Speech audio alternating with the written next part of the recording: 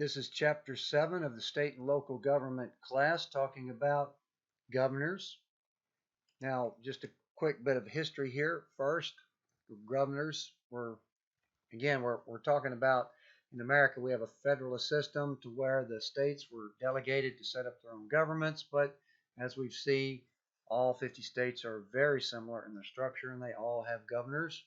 They were originally elected by the state legislatures, but they've gotten stronger through the years, much like the president's office at the national level has gotten stronger over the years. And then they've been elected through popular election, and they've gathered some things, powers that we'll be able to talk about here, such as the power to veto bills that are sent to the governor by the state legislature, into the Andrew Jackson era, where stronger executives started to become a little bit more of the norm. And then during that era, particularly as we get through the spoil system, through the Industrial Revolution, we start to see the election and growth of bureaucracy and election of other officials and that sort of thing. After the Industrial Revolution, particularly during the Progressive era, we started to address quite a bit of corruption. So there's quite a few reforms in that period, such as the Civil Service Acts, and in order to try to clean up city machines, boss systems, that sort of thing. Today's governors serve many roles because the governor is like a state manager. Things have to get done. They can't raise a deficit. They have to be able to raise the revenues for what services they provide. So they have duties as administrators, and most governors have paid their dues to get to where they are, such as have been previous legislators or even mayors of substantially large cities. Again, in our American political system, they're predominantly white and male. We'll look at some demographics here in a minute. And we also see that because the governor's office is such a hands-on type of administrator that's operating a big public sector, they become fairly decent candidates for president, as we'll see. And as I mentioned before, all 50 states have a governor that's elected to the chief executive as their state. Here are some of the other offices that are also elected in the number of states that pick those particular offices as well. There are several presidents that were former governors. Going back to the early 20th century, we had Woodrow Wilson and Franklin Roosevelt, for example, but also Carter, Reagan, Clinton, and Bush. We also know a few others have run, such as Dukakis and Mitt Romney. We have a few ex-vice presidents as former governors running for vice president. We have a few who have recently run for president, former governors: John Kasich, Rick Perry, Jeb Bush, Chris Christie. So the governor of a state is a pretty attractive office for the chief executive of the entire country. The demographics of the current governors, as you can see, predominantly white and male. Out of the 50 states, we have very few minorities represented, only 9 women out of all governors. The breakdown: 27 Republicans, 23 Democrats. That evened out a little bit more in the 2018 elections, where Democrats closed the gap a little bit. These are the states. Red states is where we have a Republican governor. Blue states, a Democratic governor. No independent governors at this time. We have 14 states where the governors are coming up for re-election in either 2019 or 2020. 3 of them in 2019, I believe 11 in 2020. And the shading here is what this particular website is predicting who's leaning towards winning, whereas the more red it gets, the more the Republican is leaning to win. The brown neutral shade here is where they consider it a toss-up in those particular states. Now, becoming governor is becoming increasingly expensive as well, being the chief executive of a state, and have some examples of here where a lot of money was spent, in some cases even a losing effort. We do know that just as at the presidential level, that the incumbent, or even at the congressional level, the incumbent has a very strong advantage to winning re-election. Governor Rick Perry of Texas won re-election several times, but we've talked about this a bit already, that your name recognition is already very high. That matters a whole lot to people that are voting, and particularly the people that are going to be voting for that party. And media attention, because the governor gets a lot of free press coverage, and the fundraising advantage, we talked about that, and not quite as high as the 90% congressional return rate, but about 75% return rate. Some states have term limits on their governors, some states don't. And once again, the party is the strongest force as far as who people are going to vote for. So again, the party affiliation in our two-party system, very important for the governors. The governor has a little bit more of a varied role at the state levels, and he is considered somewhat of the chief legislator, even though the legislative branch makes the laws.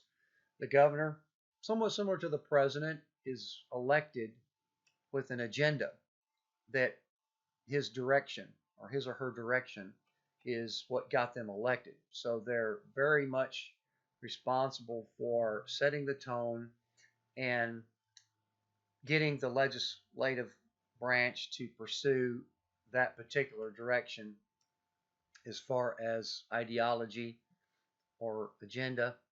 And the governor, as we mentioned before, is the one that proposes the budget. It's his branch or her branch that's going to be spending that money, the bureaucratic functions of the state.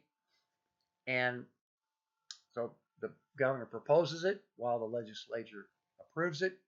Also, as the governors are generally tasked to do anyway, they're the chief administrator of the state, head of all the state agencies, appoints a lot of positions, and is in charge of the bureaucratic functions of the state. And perhaps even more symbolically important, being the spokesperson for the state, the face, the representative of that state to the rest of the country, and somewhat of a salesperson, pitchman of those states' values, of those states' resources, what's that sort of thing. And as we'll see in a minute, very important for promoting economic development of that state. So the president, or the governor, is a salesman for that state. He's also the chief party member of that state and picks the state party chairs, any interim senators. This is on the U.S. Senate level. It also would pick any vacancies in the U.S. Congress. So the president has quite a bit of powers there of putting people in place that if a vacancy occurs, then they have the ability to put somebody in that place until a special election is called, or at least perhaps even until the next normal election comes around. Although not quite the same as the president, who's the commander-in-chief of the entire military, the governor is a commander-in-chief, so to speak, of the National Guard, or that state's version of it, because the National Guard is primarily funded by the federal government for the most part, and the federal government would have final say on where troops might be sent as far as natural disasters or riots and things like that. But the governor does have some command of where they would go with respect to his or her state. Now, as far as policy making duties, the as I said, the governor is the leading initiator of the policy agenda. The governor was elected on this agenda. This is what he or she plans to do. So that the people have given the governor a mandate to pursue those policies. So therefore, it kind of spearheaded and initiated all legislative action. Obviously, the legislative branch will pursue proposals and bills and things like that. But as far as the direction that they're pushed to go depends on the election of the governor. And so therefore you've got quite a bit of relationship there between the executive branch and the legislative branch, which has a lot to do with the influence of the parties. And what we're seeing, particularly at the state level, is that some states are really leaning more to the Republican direction and being firmly ensconced in the Republican or conservative side, and then some states becoming firmly liberal on the Democratic side, and fewer states that are becoming, as far as swing states or toss-ups, that sort of thing. And the pork barrel politics, we've mentioned this before.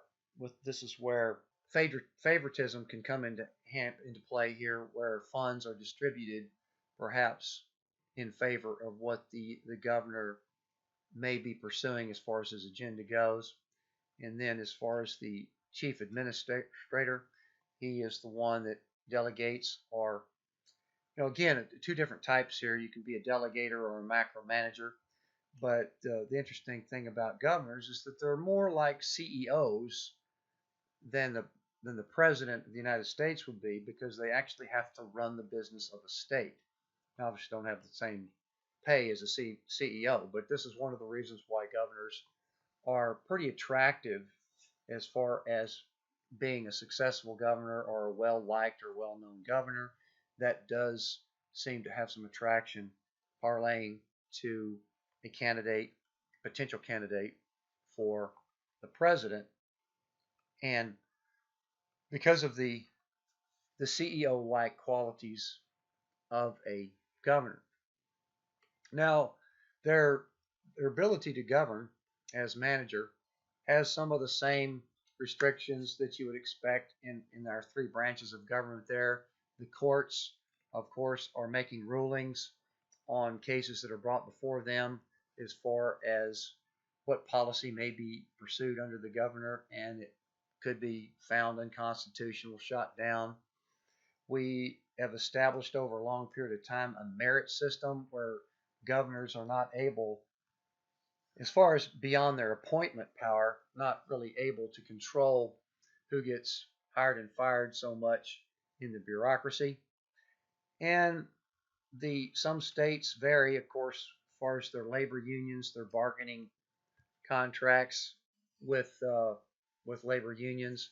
That is a limiting factor as far as whether what policies may be pursued by a governor. And then some states may be more amenable to independent boards and commissions that takes a little bit more power away from the governor to make decisions, or to, I guess you could say, influence directions, that sort of thing. We mentioned earlier that some states have gone to independent commissions to select or to redraw their districts. Even the governor may have some influence on getting things done in favor of their party. And we also see that there's lots of other elected officials in the states, as well as agency department heads who may be pursuing their own agendas. So we've got kind of a trade-off here where governors in general have been wielding considerable power as managers of their state, but we're also seeing in a complex society that other things are evolving to make that job a little bit more difficult. We mentioned already that the governor is somewhat the symbolic head of the state, somewhat of a master of ceremonies. He's the coordinator of the intergovernment relations between the local entities as well as the national.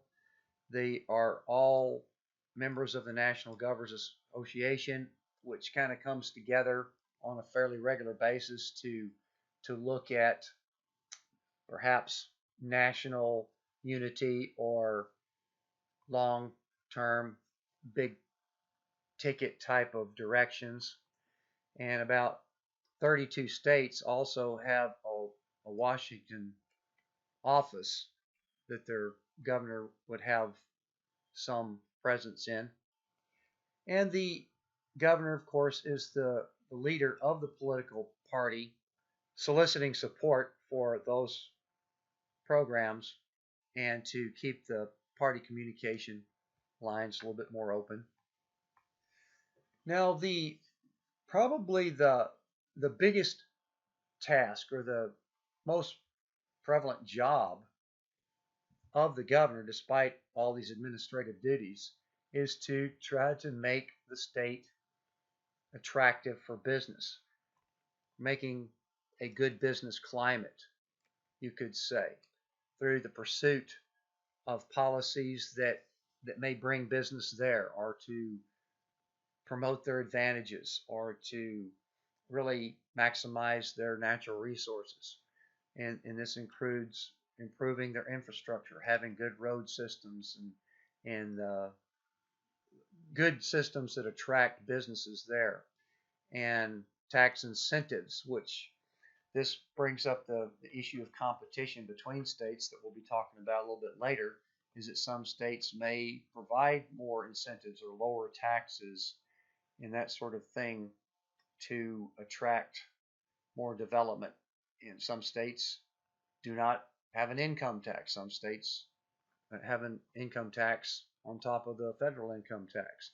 So bottom line, you're trying to entice firms to relocate there or to form their expansion of your own business in your state. And then depending on what natural resources or attractions that you have in your state, tourism is another aspect of bringing business to your state there. The formal powers, as far as how long they're elected for office, typically they're 4-year terms. Some states do have term limits, but only one state restricts the governor to one term.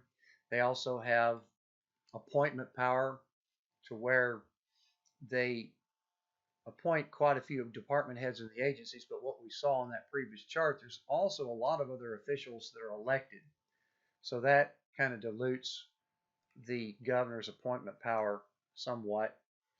And we've touched on this before, is that the patronage system, which was prevalent during the 1800s, and as we get through the progressive era, we see that we've evolved into a civil service type situation where people are hired based on their ability, and they are not fired for political reasons. That's the reason why we want competent and experienced people to provide our government services and not be subject to being fired just for political reasons. So that is something we'll touch on a little bit more. There's kind of a myth or misperception that civil servants, got a job for life and you can't get rid of them. Well, that's not exactly what the point is. The point is to prevent people from being fired just for political reasons when a new governor of a different party gets elected. Now, there's several different types of veto power, where they can veto a group of bills, perhaps, or they can even veto just a few line items at a time. Some states forbid this because that gives the governor a little bit more legislative power, where he can kind of pick and choose what goes or what stays in that bill rather than the entire package itself. Pocket veto, just like on the national level, is that if he just refuses to sign it, then it gets vetoed. And see this number of states that have those. Some states, 15, have what is called an executive amendment, where they can recommend changes with their veto that could influence the final form of that bill. So that gives the governor a little bit more power to, get a little bit more interactive with the policy rather than just yes or no, good, I sign in on it or not. So there are some states that, as you can see, the governor has a little bit more ability to modify parts as they feel needed.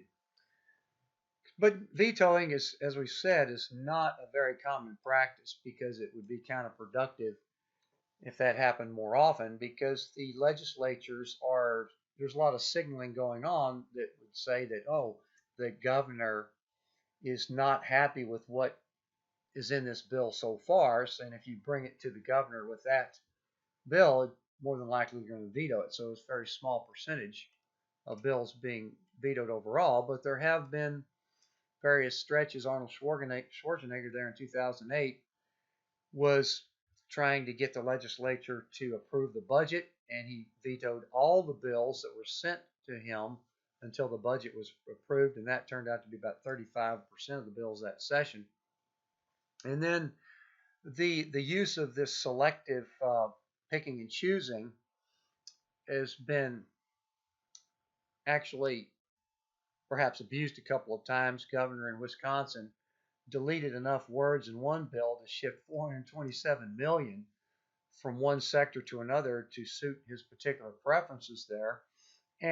But very immediately afterward, the power to do this was eliminated. So that's also fairly rare to be able to do something like that. As I've said before, the governor's office prepares the budget. They have to know what their administration and what their bureaucracy needs to do. It also has to fit what revenues they have coming in, that sort of thing. Budget is approved by the legislature.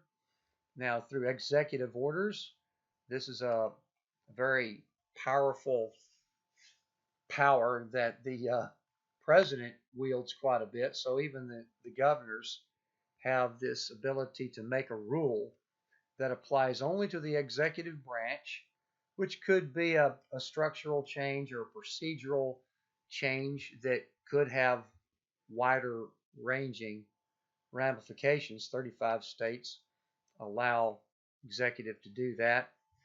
As far as the staff of governors, as we saw with the pay of legislators, the things like staffing also would vary, but if there's an average of 65 people on the governor's staff, the typically has a chief of staff who manages the schedule of the governor and kind of gatekeeper as an access to the governor, that sort of thing. The informal powers of a governor are what you would expect as far as what makes that governor popular and able to get reelected, and perhaps their wisdom or the prestige of the office. Of course, the governor is the chief executive of the state, and also to be able to use their public relations and bargaining skills at the state, local, and federal level. We've also talked a little bit about how their agenda could perhaps bring revenue to their state or serve a little bit of patronage there on their constituents as far as getting them to get more liked or get reelected. And a lot of it, of course, boils down to the personal characteristics of that particular governor, because they have to be a fairly effective manager in order to get the things done that they need to get done in the state with the money that they're able to raise through tax revenues and fees and whatnot. Now, as far as removing the governor from office, as we see, it's still pretty much a similar model in most states as what the U.S. Constitution has laid out, the House or the General Assembly would initiate the impeachment, serve the indictment, and then the trial would be held in the Senate, and then a 2/3 majority would be required in the Senate to convict. So very similar to what was outlined in the Constitution. So as we see, a lot of consistency between states once they set up their systems. Now, obviously, impeachment does not happen very often because once governors are besieged by whatever may have been perceived as a wrongdoing, they're more likely to resign. We've seen some fairly high profile cases. Blagojevich in Chicago that was trying to sell the Senate seat that was left by Barack Obama. And then even more recently, Eliot Spitzer resigned once it was revealed he was,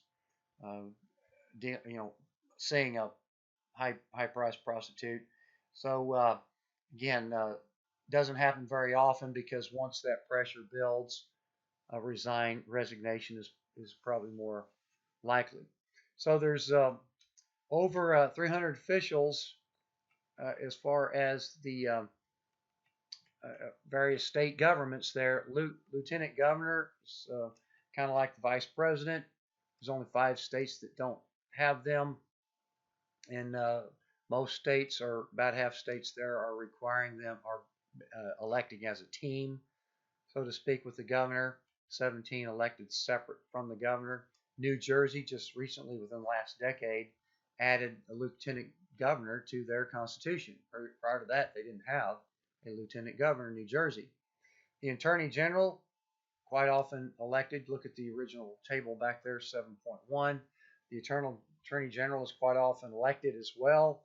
Chief legal counsel of a state. He represents the state in any litigation, and attorney generals have been quite more active in recent years to bring litigation against the national government. If the state does not agree with what the federal government has passed down, for example, with Obamacare or whatever, the Medicaid requirements, then the states will, or immigration policy, the states will bring action against the national government to get the higher courts to strike those down in favor of the state's preferences, that sort of thing. Also, bringing more and more actions against corporations that may not be holding up their end of the deal as far as social responsibility.